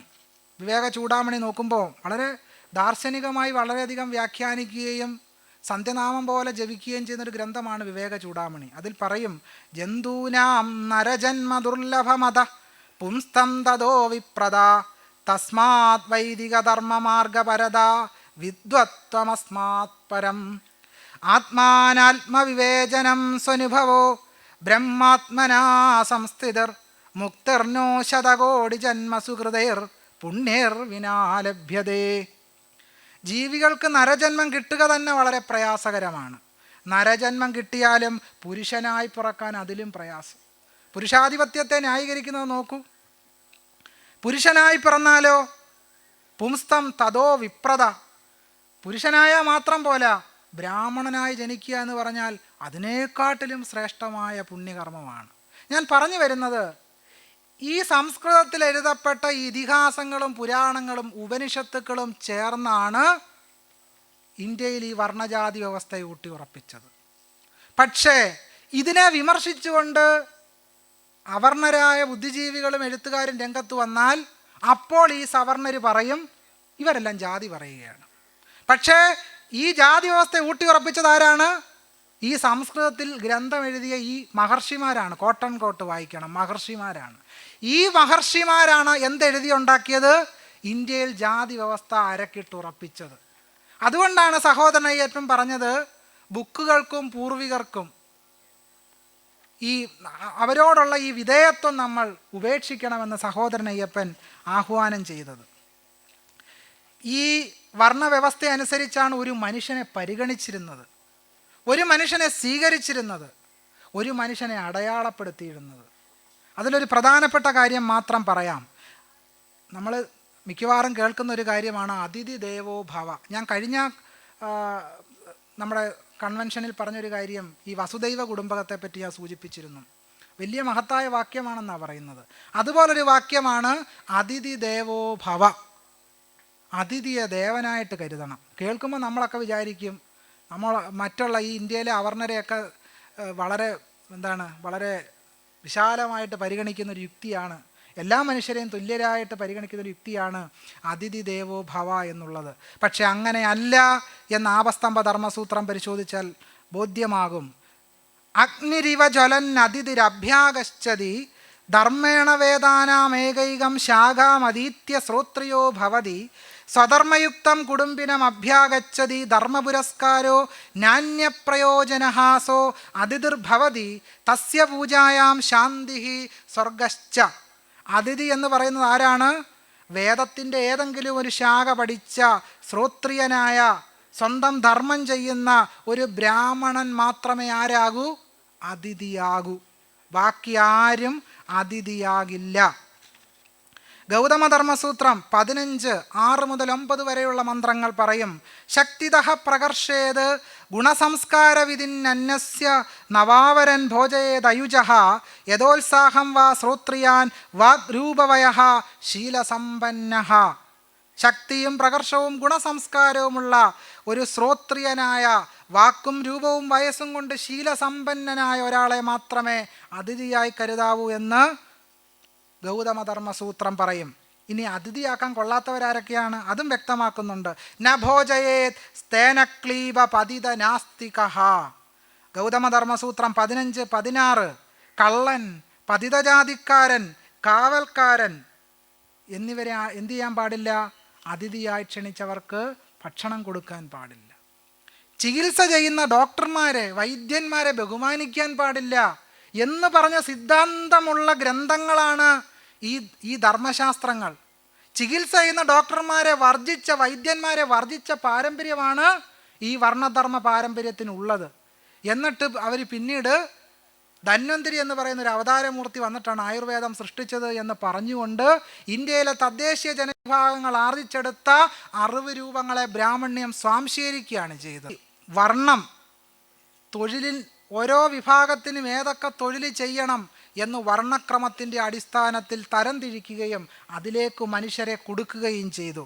ആപസ്തംഭ ധർമ്മസൂത്രം പറയും, സ്വകർമ്മ ബ്രാഹ്മണസ്യ അധ്യയനം അധ്യാപനം യജ്ഞോ യാചനം ദാനം പ്രതിഗ്രഹണം ദായാദ്യം ശിലോഞ്ചഹ അന്യച്ച അപരിഗൃഹീതം ഏതാന്യേവ ക്ഷത്രിയസ്യ അധ്യാപന പ്രതിഗ്രഹാണ നീതി പരിഹാപ്യ ദണ്ഡയുദ്ധാധികാനി ക്ഷത്രിയ വൈശ്യസ്യ ദണ്ഡയുദ്ധം വർജം കൃഷി ഗോരക്ഷ വാണിജ്യാധികം. വൈശ്യൻ്റെ, ശൂദ്രൻ്റെ ജോലിയും വൈശ്യൻ്റെ ജോലിയൊക്കെ എന്തൊക്കെയാണ്? ശൂദ്രൻ്റെ ജോലി പാദസേവയാണ്, വൈശ്യൻ്റെ ജോലി കൃഷിയും ഗോരക്ഷയാണ്. നമ്മൾ വിചാരിക്കും ഇതൊക്കെ കഴിഞ്ഞു പോയ കാര്യമാണ്. ഡോക്ടർ ശ്യാംകുമാർ ഇവിടെ വന്ന് പറയുന്നത് മുഴുവൻ കഴിഞ്ഞു പോയ കാര്യങ്ങളാണ്. അല്ല, ആസാമിലെ മുഖ്യമന്ത്രി ഏതാനും ദിവസങ്ങൾക്ക് മുമ്പ് പറഞ്ഞ എന്താണ്? ഗീതയിലെ ഈ സൂക്തമനുസരിച്ച് ഇന്ത്യക്കാർ ജീവിക്കണമെന്ന് അദ്ദേഹം ആഹ്വാനം ചെയ്തു. ഗീത 18-ാം അധ്യായത്തിലെ ശൂദ്രൻ്റെയും വൈശ്യൻ്റെയും കർമ്മം അനുസരിച്ച് വേണം ആളുകൾ ജീവിക്കാനെന്ന് പറഞ്ഞു. ഈ വ്യവസ്ഥയെ പരിപാലിച്ചുകൊണ്ടാണ് ഇന്ത്യയിലെ എല്ലാ സ്ഥാപനങ്ങളും നിലനിൽക്കുന്നത്. ഇന്ത്യയിലെ നീതിന്യായ പീഠങ്ങളും സർവകലാശാലകളും IIT ഉൾപ്പെടെയുള്ള എല്ലാ സ്ഥാപനങ്ങളും ഈ ത്രൈവർണിക വർണ്ണത്തിൽപ്പെട്ടവർ കൈയടക്കിയിരിക്കുകയാണ്. ഇന്ത്യയിലെ IITകളിൽ 6000 ചില്ലുവാനും അധികം തസ്തികകളിൽ 121 പേര് മാത്രമേ ദളിത് വിഭാഗത്തിൽ നിന്നുള്ളൂ. ഇതിലൂടെ തെളിയുന്നത് ഈ ത്രൈവർണിക ചാതുർവർണ്ണ്യം കഴിഞ്ഞു പോയൊന്നല്ല, ഇപ്പോഴും നിലനിൽക്കുന്നതും തുടരുന്നതുമായ ഒന്നാണെന്ന് നമുക്ക് ഈ നീതിന്യായ പീഠങ്ങളും അതുപോലെ തന്നെ സർവകലാശാലകളും ഇന്ത്യയിലെ IITകളും ഒക്കെ AIMSകളും ഒക്കെ പരിശോധിച്ചാൽ, അവിടുത്തെ ഫാക്കൽറ്റി മെമ്പേഴ്സിൻ്റെ സമുദായങ്ങളുടെ നില പരിശോധിച്ചാൽ, അവരുടെ ജാതി ഏതെന്ന് പരിശോധിച്ചാൽ ഈ കാണുന്ന ആപസ്തംഭ ധർമ്മസൂത്രത്തിൽ പറഞ്ഞ അതേ നിലയ്ക്കാണ് കാര്യങ്ങൾ നടന്നു പോകുന്നത് എന്ന് നമുക്ക് ബോധ്യപ്പെടും. ശൂദ്രൻ്റെ ജോലി എന്താണെന്ന് പറയുന്നുണ്ട്. മനുവല്ല പറയുന്നത്, ഗൗതമ ധർമ്മസൂത്രമാണ് പറയുന്നത്. മനുവിനെ എപ്പോഴും ഉദ്ധരിക്കുമ്പോൾ ആളുകൾ പറയുന്നത് നിങ്ങൾ മനുവിനെ മാത്രമാണ് ഉദ്ധരിക്കുന്നത്. മനു മാത്രമല്ല, 100 കണക്കിന് ഗ്രന്ഥങ്ങളെടുത്ത് മുന്നോട്ട് വെക്കാം. ഗൗതമ ധർമ്മസൂത്രം 10, 50 മുതൽ 63 വരെയുള്ള മന്ത്രങ്ങൾ. ശൂദ്ര ചതുർത്ഥോ വർണ്ണ ഏകജാതി തസ്യാഭി സത്യമക്രോധ ശൗചം പരിചര്യാച ഇതരേഷാം. മറ്റുള്ളവരെ ജീവിതകാലം മുഴുവൻ ശുശ്രൂഷിക്കുക, പരിചരിക്കുക. കേരളത്തിലെ ശൂദ്രരാരാണെന്ന് ഞാൻ നിങ്ങളോട് പറയുന്നില്ല. ചട്ടമ്പിസ്വാമികൾ പറഞ്ഞിട്ടുണ്ട്, കേരളത്തിലെ നായർ സമുദായത്തെ ശൂദ്രരായിട്ടാണ് ഈ ബ്രാഹ്മണ്യം പരിഗണിച്ചത്, അതുകൊണ്ട് ഈ ശൂദ്രത്വം ഉപേക്ഷിക്കണമെന്ന് ചട്ടമ്പിസ്വാമികൾ പ്രാചീന മലയാളത്തിൽ ആഹ്വാനം ചെയ്തു. ഇതിൽ നിന്ന് തന്നെ കേരളത്തിലെ ശൂദ്രരാരാണെന്ന് വ്യക്തമാണ്. അവരുടെ ജോലിയെപ്പറ്റിയാണ് പറയുന്നത്. തേഭ്യാം വൃത്തിം ലിപ്സേത ജീർണാന്യുവാനക്ഷത്രവാസ കൂർച്ചാദീനി ഉച്ഛിഷ്ടാശനം. ബ്രാഹ്മണരുടെ ഉച്ഛിഷ്ടം മാത്രം കഴിക്കുക. ശില്പവൃത്തിശ്ച യം ചര്യാമാശ്രയീത ഭർത്തവ്യസ്തേന ക്ഷീണോപി. ഒരു ക്ഷീണവും കൂടാതെ എപ്പോഴും ഭർത്താക്കന്മാർ എന്ന് പറഞ്ഞാൽ തങ്ങളെ ഭരിക്കുന്ന ഭരണീയരായിട്ടുള്ള ബ്രാഹ്മണാദി ദ്വിജന്മാരെ ശുശ്രൂഷിച്ചു കൊണ്ടിരിക്കണം എന്നുള്ളത്. ഇനിയും ഈ വർണ്ണക്രമം പാലിച്ചില്ലെങ്കിലോ? ഓരോ വർണ്ണത്തിൻ്റെ അടിസ്ഥാനത്തിലാണ് ഓരോ മനുഷ്യരും വന്ന് പിറക്കുന്നതെന്ന് പറഞ്ഞു കഴിഞ്ഞു. അപ്പോൾ ഈ ജന്മത്തിൽ നിങ്ങൾ ഇനി തിലഹവനം ചെയ്താലും കൊള്ളാം, കാലുകഴിച്ചൂട്ട് നടത്തിയാലും കൊള്ളാം, ലളിതാ സഹസ്രനാമം കൊണ്ട് 12000 പുഷ്പാഞ്ജലി നടത്തിയാലും കൊള്ളാം, മഹാഗണപതി ഹോമം നടത്തിയാലും കൊള്ളാം, മൃത്യുഞ്ജയോമം നടത്തിയാലും കൊള്ളാം, എച്ചിലേലിൽ ഉരുണ്ടാലും കൊള്ളാം, ഇല്ലെങ്കിലും കൊള്ളാം, നിങ്ങൾ വർണ്ണക്രമം പാലിച്ചില്ലെങ്കിൽ നിങ്ങൾ അടുത്ത ജന്മത്തിൽ അധമരാകും. ആരാണ് പറയുന്നത്? ആപസ്തംഭ ധർമ്മസൂത്രം 2:11, 10 മുതൽ 11 വരെയുള്ള മന്ത്രങ്ങൾ. ധർമ്മചര്യ ജഗന്യോ വർണ്ണ പൂർവം വർണ്ണം ആബദ്ധ്യതേ ജാതി പരിവൃത്തവും. ശ്രദ്ധിക്കുക, വർണ്ണത്തെ ഇവിടെ ജാതി എന്നാണ് പറഞ്ഞിരിക്കുന്നത്. ജഗന്യോ വർണ്ണ പൂർവം വർണ്ണമാബദ്ധ്യതേ ജാതി പരിവൃത്തവും. അധർമ്മചര്യ പൂർവോ വർണ്ണോ ജഗന്യം വർണ്ണമാബദ്ധ്യതേ ജാതി പരിവൃത്തവും. പുണ്യകർമ്മം ചെയ്യുമ്പോൾ ഉന്നത കുലത്തിൽ ജനിക്കും, പാപകർമ്മം ചെയ്യുമ്പോൾ അധമ കുലത്തിൽ ജനിക്കും. ഇങ്ങനെ നിരവധി സൂക്തങ്ങൾ നമുക്ക് ആപസ്തംഭ ധർമ്മസൂത്രത്തിലും ഗൗതമ ധർമ്മസൂത്രത്തിലും ഒക്കെ തന്നെ കടന്നുപോയാൽ ബോധ്യപ്പെടും. ഇന്ന് ഈ ചെറായി നിൽക്കുമ്പോൾ മറ്റൊരു കാര്യം ഇവിടെ പറയേണ്ടതായിട്ടുണ്ട്. ആപസ്തംഭ ധർമ്മസൂത്ര 1:18-16 പറയും, സംഘാന്യമഭോജ്യം. ഒരുമിച്ചിരുന്ന് ഭക്ഷണം കഴിക്കരുത്, ഒരുമിച്ചിരുന്ന് ഭക്ഷണം കഴിക്കാൻ പാടില്ല. ഈ വർണ്ണധർമ്മ വ്യവസ്ഥയാണ് സഹോദരൻ അയ്യപ്പൻ പന്തിഭോജനം നടത്തിക്കൊണ്ട് ലംഘിച്ച് ബ്രാഹ്മണ്യത്തെ വെല്ലുവിളിച്ചത്. വലിയ ചരിത്ര പ്രാധാന്യമുണ്ട് അക്കാര്യത്തിൽ. ശൂദ്രന് വേദാധികാരമില്ലെന്ന് ശങ്കരൻ പറയുന്നത് ബ്രഹ്മസൂത്ര ഭാഷ്യത്തിലാണ്. ബ്രഹ്മസൂത്ര ഭാഷ്യം 1:3-36 പറയും, സംസ്കാര പരാമർശ തഥാഭാവിലാപാശ്ച. ശങ്കരൻ്റെ ഭാഷ്യ ഉദ്ധരിക്കാം. ഇതശ്ച ന ശൂദ്രസ്യാധികാരഃ യത് വിദ്യാപ്രദേശേഷു ഉപനയനാദയഃ സംസ്കാരഃ പരാമൃശ്യന്തെ തം ഹോപനിദേ അദീഹി ഭഗവൈതി ഹോപസാദ ബ്രഹ്മപര ബ്രഹ്മനിഷ്ഠ പരം ബ്രഹ്മാന്വേഷമാണ ഏഷഃ വൈ തത്സർവം വക്ഷ്യതീതി തേഹ സമിത്പാണയോ ഭഗവന്തം പിപ്പലാദമുപാസന്നാഃ ഇതി ച താനി അഹാനി ഉപനീയൈവ ഇത്യപി പ്രദർശിതൈവോപനയന പ്രാപ്തിർഭവതി.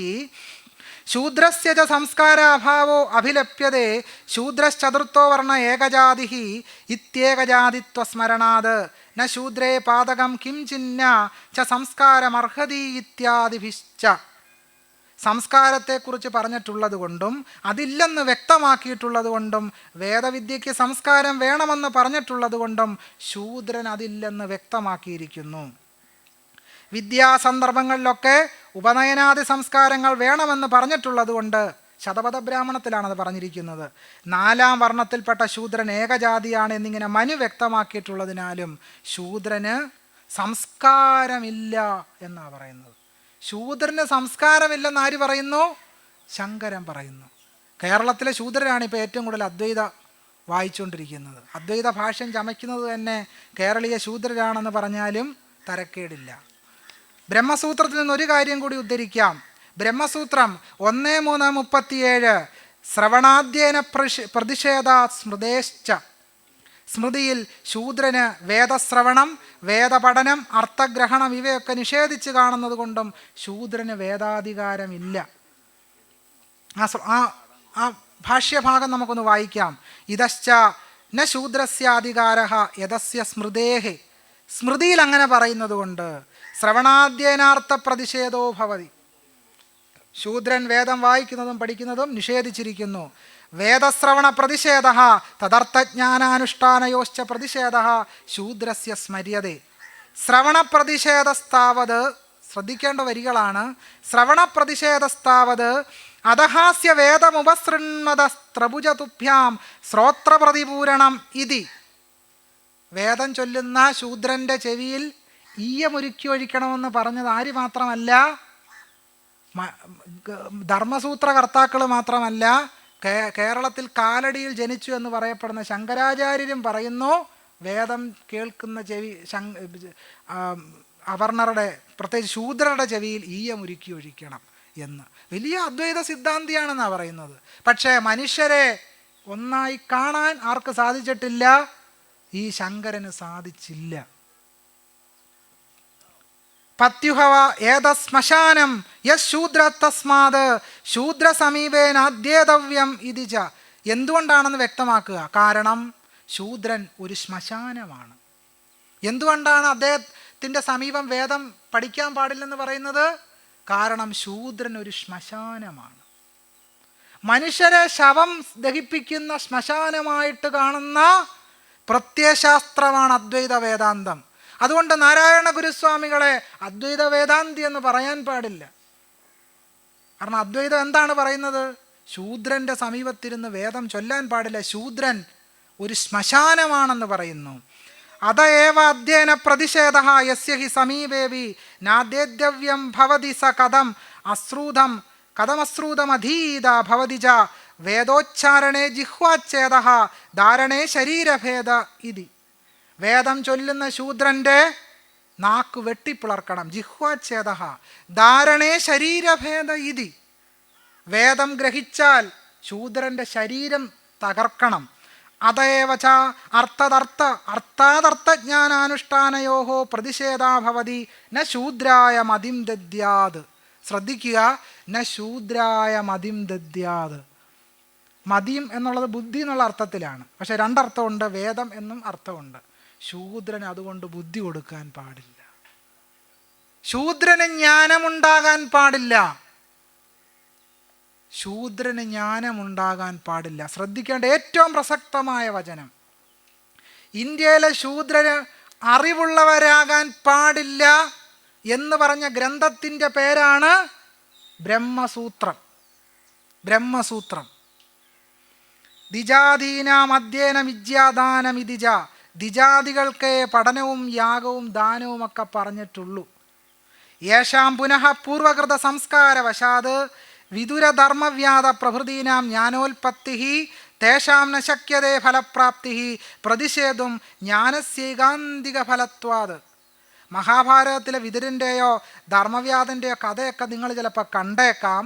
പക്ഷെ അവരൊക്കെ അങ്ങനെ ആയത് പൂർവജന്മകൃത ഫലം കൊണ്ടാണ്, അല്ലാതെ മറ്റൊന്നല്ല എന്നുകൂടി ശങ്കരൻ അവിടെ വ്യക്തമാക്കുന്നു. മറ്റൊരു കാര്യം കൂടി പറയുന്നുണ്ട്. 4 വർണ്ണങ്ങളെയും കേൾപ്പിക്കണമെന്നിങ്ങനെ ഇതിഹാസ പുരാണങ്ങൾ 4 വർണ്ണങ്ങൾക്കും അധികാരമുള്ള ഇടമാണെന്നും പറഞ്ഞു വെക്കുന്നുണ്ട്. അപ്പോഴും ശ്രദ്ധിക്കുക, ഇതിഹാസ പുരാണങ്ങൾ ആരും വായിക്കണമെന്ന് പറഞ്ഞിട്ടില്ല. ശൂദ്രൻ തന്നെയും എന്ത് ചെയ്യണമെന്നാണ് പറഞ്ഞിട്ടുള്ളത്? ഇതിഹാസം കേൾക്കാനേ പാടുള്ളൂ, വായിക്കാൻ പാടില്ല. കർക്കിടക മാസത്തിലിരുന്ന് വായിക്കരുതെന്നാണ് പറഞ്ഞത്. പക്ഷേ ശൂദ്രരോട് പറയുന്നതാണ്, പക്ഷേ എല്ലാവരും ഇപ്പോൾ അത് വായിച്ചു കൊണ്ടിരിക്കുന്നു. ഇനിയും ചണ്ടാളർ ആരാണ് എന്ന് കൂടി ഇതിനകത്ത് വ്യക്തമാക്കുന്നുണ്ട്.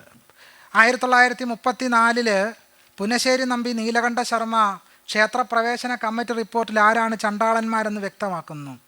അദ്ദേഹം യമസ്മൃതി ഉദ്ധരിച്ചുകൊണ്ട് പറയുന്നത്, അശുദ്ധ പതിതാജ്ഞാത ബ്രാഹ്മണ്യം ശൂദ്രജശ്ചഃ ചണ്ടാളോ താവുഭോ പ്രോക്ത ബ്രാഹ്മണ്യാം ശൂദ്രജശ്ചയഃ എന്നിങ്ങനെ പറഞ്ഞിട്ട് ചണ്ടാളന്മാർ 3 തരത്തിലുണ്ടെന്ന് നീലകണ്ഠ യോഗീശ്വരനെ ഉദ്ധരിച്ചുകൊണ്ട് പുന്നശ്ശേരി നമ്പി നീലകണ്ഠ ശർമ്മ പറയുന്നു. ആരൊക്കെയാണ് ആ 3 പേർ? ചണ്ടാളന്മാരിൽ മുഖ്യന്മാർ, മധ്യമന്മാർ, ഹീനന്മാർ.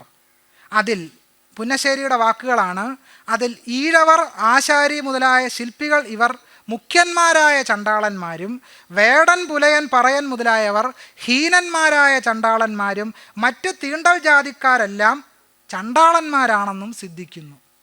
ഈ പുന്നശ്ശേരി നമ്പി നീലകണ്ഠ ശർമ്മയുടെ പേരിൽ കേരളത്തിലൊരു കോളേജുണ്ട്, സംസ്കൃത കോളേജാണ്. അദ്ദേഹമാണ് ഈ കേരളത്തിലെ ഈ അവർണ സമുദായങ്ങളെ മുഴുവൻ ചണ്ടാളന്മാരായിട്ട് ചിത്രീകരിച്ചിരിക്കുന്നത്. അദ്ദേഹത്തിൻ്റെ വാക്കുകളിലേക്ക് കൂടുതൽ വന്നാൽ, ഇവയെല്ലാം കൂടി സൂക്ഷ്മമായി ആലോചിക്കുമ്പോൾ ചണ്ടാല ശബ്ദം യമവചനപ്രകാരമുള്ള മൂവരിൽ വിശേഷവാചിയായും തീണ്ടലുള്ളവരിലെല്ലാം സാമാന്യവാചിയായും ഇരിക്കുന്നുവെന്ന് വിചാരിക്കാം. ഇനിയും പറയൂ, കേരളത്തിൽ ജാതി ഉണ്ടാക്കിയത് ആരാണ്? ഇന്ത്യയിൽ ജാതി ഉണ്ടാക്കിയത് ആരാണ്? കേരളത്തിലും ഇന്ത്യയിലും ചാതുർവർണ്ണയവും ജാതി വ്യവസ്ഥ ഉണ്ടാക്കിയത് ഈ പുന്നശ്ശേരി നമ്പി നീലകണ്ഠ ശർമ്മ ഉൾപ്പെടെയുള്ള ചാതുർവർണ്ണ്യ വക്താക്കളും അതിൻ്റെ പ്രോക്താക്കളുമാണ്.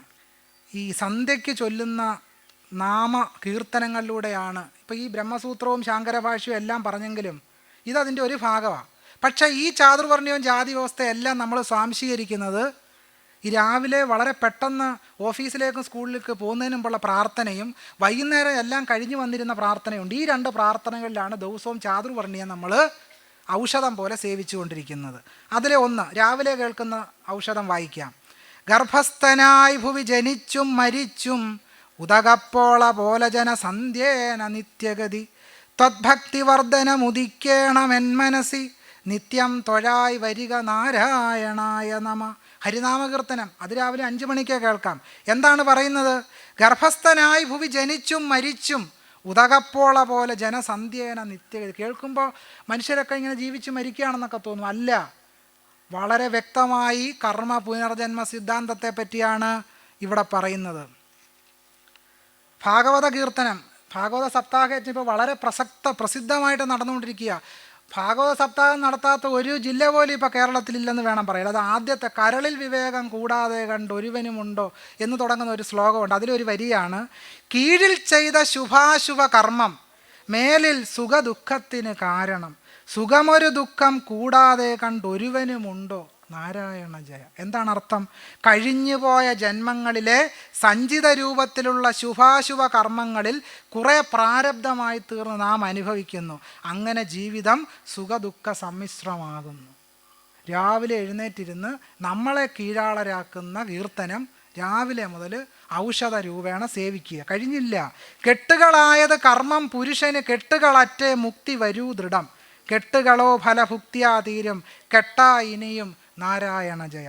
സഞ്ചിത കർമ്മം മനുഷ്യന് സംസാരബന്ധനം ഉണ്ടാക്കുന്നു. പ്രാരബ്ധത്തിലൂടെ ഈ കർമ്മം ക്ഷയിച്ചാൽ മാത്രമേ മുക്തി ലഭിക്കുകയുള്ളൂ എന്നും കൂടി പറഞ്ഞു വെക്കുന്നു. അപ്പോൾ ഇങ്ങനെ സ്ത്രീകളെ മറ്റു മനുഷ്യരെയൊക്കെ തന്നെ നീചന്മാരാക്കി അടയാളപ്പെടുത്തുന്ന നാമസങ്കീർത്തനങ്ങളാണ് കേരളീയർ സന്ധ്യയ്ക്കൊക്കെ ചൊല്ലിക്കൊണ്ടിരിക്കുന്നത്. അതിലെ ഏറ്റവും പ്രധാനപ്പെട്ട ഒരു കൃതിയാണ് അധ്യാത്മരാമായണം.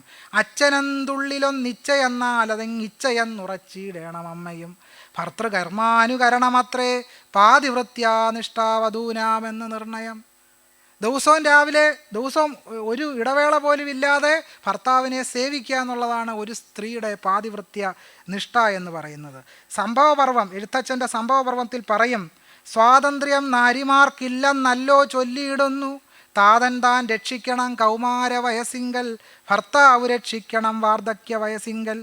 ലോകങ്ങൾക്കെല്ലാം ദൈവം ബ്രാഹ്മണനെന്നു നൂനം, മൂർഖനാകിലും ഭർത്താ നാരിമാർക്കെല്ലാം ദൈവം. ചേതസാ വാചാവൃത്യാ കർമ്മണ ഭർത്താവിനെ സാദരം ശുശ്രൂഷിക്ക നല്ലതു നിങ്ങൾക്കെല്ലാം. ലോകങ്ങൾക്കെല്ലാം ദൈവം ബ്രാഹ്മണൻ എന്ന് നൂനം. സന്ധ്യയ്ക്ക് വായിക്കുകയാണ് ഈ ലോകത്തിൻ്റെ എല്ലാം ദൈവം ബ്രാഹ്മണനാണെന്ന്. ഇത് കഴിഞ്ഞിട്ട് നമ്മൾ എന്തും കൂടെ ചൊല്ലും? നാരായണമൂർത്തയും കൂടെ ചൊല്ലും. അതാണ് ഇതിൻ്റെ വൈരുദ്ധ്യം.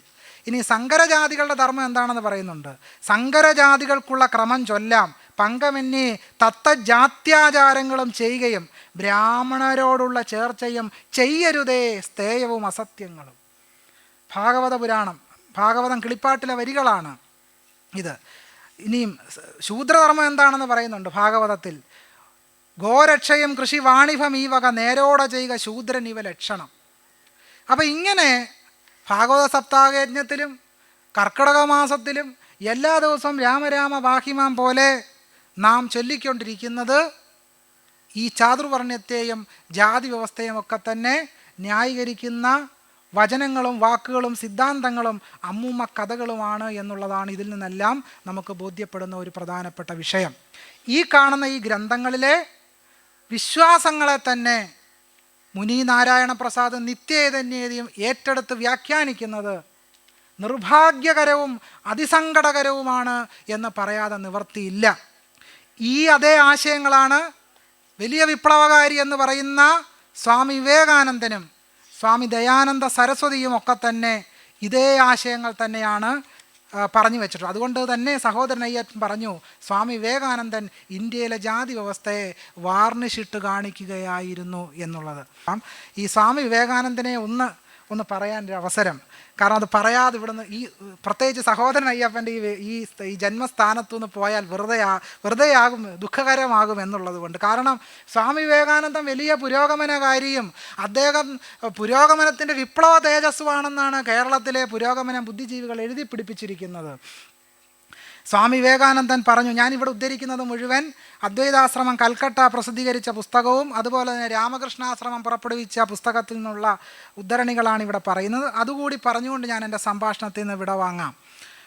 വിവേകാനന്ദൻ പറയും, 1899 ഏപ്രിൽ ലക്കത്തിലെ പ്രബുദ്ധ ഭാരതത്തിൻ്റെ പത്രാധിപർക്ക് നൽകിയ അഭിമുഖത്തിൽ വിവേകാനന്ദൻ പറഞ്ഞു, ഒരു മനുഷ്യൻ ഹിന്ദുമതത്തിൽ നിന്ന് പുറത്തു പോകുമ്പോൾ എണ്ണത്തിൽ ഒരാളുടെ കുറവുണ്ടാകുന്നുവെന്ന് മാത്രമല്ല, ശത്രുവിൻ്റെ എണ്ണം ഒന്ന് കൂടുക കൂടിയാണ്. അപ്പോൾ ഹിന്ദുമതത്തിൻ്റെ പുറത്താരെങ്കിലും പോയാൽ അതാരാണ്? അയാളൊരു ശത്രുവാണ്. ശ്രദ്ധിക്കുക. നിർഭാഗ്യവശാൽ 1997-98 ഗുജറാത്തിൽ ക്രിസ്ത്യാനികളെ ലക്ഷ്യമിട്ടപ്പോഴും പിന്നീട് 2002 അവിടുത്തെ നരവംശഹത്യയ്ക്ക് വേദിയൊരുക്കാനായി ക്രിസ്ത്യാനികൾക്കും മുസ്ലിങ്ങൾക്കുമെതിരെ വിദ്വേഷമിളക്കിവിടാൻ ലഘുലേഖകളിലും ബിൽബോർഡുകളിലും ഹിന്ദുത്വ ശക്തികൾ വിവേകാനന്ദൻ്റെ ഈ പ്രസ്താവനയാണ് ഉപയോഗിച്ചത് എന്നുള്ളതാണ് നാം ശ്രദ്ധിക്കേണ്ട ഒരു കാര്യം. അതുകൊണ്ടാണ് സഹോദരൻ അയ്യപ്പൻ പറഞ്ഞത് ഇദ്ദേഹം ജാതി വ്യവസ്ഥയെ വാർണിഷിട്ട് കാണിക്കുകയാണ് എന്നുള്ളത്. അദ്ദേഹത്തിൻ്റെ കുറച്ച് ജാതി ന്യായീകരണങ്ങൾ വായിക്കാം. രക്തപാരമ്പര്യത്തിൻ്റെ നാശം തടയുന്നത് കൊണ്ട് ജാതി അനിവാര്യമായ ഒന്നായിരുന്നു. നീഗ്രോകളുമായും അമേരിക്കൻ ഇന്ത്യക്കാരുമായും കൂടിക്കലരാൻ ആരാണ് ആഗ്രഹിക്കാത്തത്? പക്ഷേ പ്രകൃതി അതിന് അനുവദിക്കുകയില്ല. വിവേകാനന്ദ സാഹിത്യ സർവസ്വം 3-ാം വോള്യം പേജ് 534. മനുഷ്യർ പരസ്പരം ഇടകലർന്ന് ജീവിക്കുന്നത് തെറ്റാണ് എന്നും പ്രകൃതി അതിന് അനുവദിക്കുകയില്ലെന്നും പറയുന്നതിലൂടെ വിവേകാനന്ദൻ ചെയ്തതെന്താണ്? ഇന്ത്യയിൽ നിലനിൽക്കുന്ന അസമത്വ സാമൂഹിക വ്യവസ്ഥയെ ന്യായീകരിക്കുകയാണ് ചെയ്യുന്നത്. ആര്യൻ വംശത്തെ രക്ഷപ്പെടുത്താവുന്ന അബോധപരമായ ഒരു ഉപാധിയാണ് ജാതി നൽകുന്നത്. ജാതി ഹിന്ദുക്കൾ ജാതിരഹിതരുമായി കൂടിക്കലരുതെന്നും അല്ലെങ്കിൽ ആര്യന്മാർ തരം താഴ്ന്നു പോകുമെന്നും വിവേകാനന്ദൻ പറഞ്ഞു വെച്ചു. വോളിയം 3 534. മനുഷ്യർക്ക് ദൈവം നൽകിയ ഏറ്റവും മഹത്തായ സാമൂഹിക സ്ഥാപനങ്ങളിൽ ഒന്നാണ് ജാതി. വിവേകാനന്ദൻ മനുഷ്യരാശിയുടെ ഭാഷാശാസ്ത്രപരമായ പ്രശ്നം സംസ്കൃതം പരിഹരിച്ചതുപോലെ ജാതി വ്യവസ്ഥയിലൂടെ വംശീയമായ പ്രശ്നപരിഹാരം നൽകാൻ ആര്യന്മാർക്ക് കഴിഞ്ഞു. അപ്പോൾ ഇന്ത്യയിലെ മുഴുവൻ പ്രശ്നങ്ങളും ആര്യന്മാർ പരിഹരിച്ച് എങ്ങനെയാണ്? ചാതുർവർണ്ണ്യം സൃഷ്ടിച്ചിട്ടാണ് എന്നുള്ളതാണ്. ഉത്കൃഷ്ടമായ ശക്തിയുള്ള ഒരു വംശത്തെ രൂപീകരിക്കാൻ ആവശ്യമായ സാമൂഹിക സന്തുലിതാവസ്ഥ വർണ്ണം ഉറപ്പു നൽകി. 3 534. ബ്രാഹ്മണീയതയുടെ രൂപീകരണത്തോടെ എല്ലാ സാമൂഹ്യ രാഷ്ട്രീയ പ്രശ്നങ്ങളും പരിഹരിക്കപ്പെട്ടതായും വിവേകാനന്ദൻ കണ്ടു. ഇങ്ങനെ ചുരുക്കത്തിൽ വളരെ വ്യക്തമായി, ഇതിൽ ഉദ്ധരിക്കാനാണെങ്കിൽ ഒരു 100 പേജ് ഉദ്ധരിക്കാനുണ്ട്. ഒന്ന് ഉദാഹരണമായിട്ടൊരു സാമ്പിളായിട്ട് കുറച്ച് വാചകങ്ങളും. ഇങ്ങനെ ചാതുർവർണ്ണ്യത്തെയും ജാതി വ്യവസ്ഥയെയും വർണ്ണവെറിയോടും വംശീയ വെറിയോടും കൂടി സ്ഥാപിക്കാൻ ശ്രമിച്ച ഒരാളാണ് സ്വാമി വിവേകാനന്ദൻ. എന്തിനാണത് അദ്ദേഹം ഇത് ഉപയോഗിച്ചതെന്നുള്ളത് നമ്മൾ ശ്രദ്ധിക്കണം. ജാതി വ്യവസ്ഥ സൈദ്ധാന്തികമായെങ്കിലും ഇന്ത്യയെ മുഴുവൻ സമ്പത്തിൻ്റെയോ വാളിൻ്റെയോ അല്ല, ബുദ്ധിയുടെ ആത്മീയതയിൽ വിശുദ്ധീകരിക്കപ്പെട്ട നിയന്ത്രിക്കപ്പെട്ട ബുദ്ധിയുടെ മാർഗനിർദ്ദേശത്തിന് കീഴിൽ കൊണ്ടുവന്നു. ഇന്ത്യയിലെ ജാതികളിൽ നേതൃസ്ഥാനം ആര്യന്മാരിൽ ഏറ്റവും ഉയർന്നവർക്ക് തന്നെ, ബ്രാഹ്മണർക്ക് തന്നെ. ഒരു വാചകം കൂടെ പറഞ്ഞ് ഞാൻ അവസാനിപ്പിക്കാൻ. അതുകൊണ്ട് എൻ്റെ ഇന്ത്യക്കാരെ, എനിക്ക് നിങ്ങളോട് പറയാനുള്ള ഇതാണ്: ഇന്ത്യ തകർന്നത് നിങ്ങൾ ജാതിയെ തഴയുകയും ഇല്ലാതാക്കുകയും ചെയ്തതുകൊണ്ടാണ്. നാരായണ ഗുരുവിൻ്റെ ഉപദേശത്തിൻ്റെ നേർവിപരീതം. ജാതിക്ക് അതിൻ്റെ സ്ഥാനം നൽകുക, ജാതിക്ക് തടസ്സം നിൽക്കുന്ന എല്ലാറ്റിനെയും തകർക്കുക, എങ്കിൽ നാം വീണ്ടും ഉയരും. ഇതുതന്നെയാണ് ശങ്കരാചാര്യരും ഭഗവത്ഗീതയും എല്ലാം നമ്മളോട് നിരന്തരം പറഞ്ഞുകൊണ്ടിരുന്നത്.